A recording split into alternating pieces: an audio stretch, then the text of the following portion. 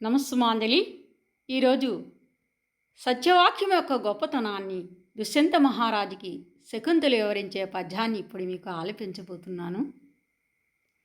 నుతజల పూరితంబులగు నూతులు నూరిటి కంటే సునుత వ్రత ఒక బావి మేలు.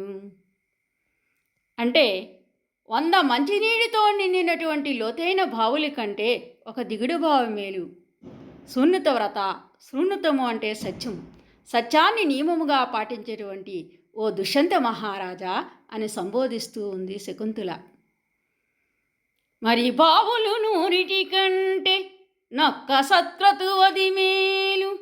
అటువంటి దిగుడు బావులు 100 కంటే ఒక మంచి యజ్ఞం అనేది మేలు.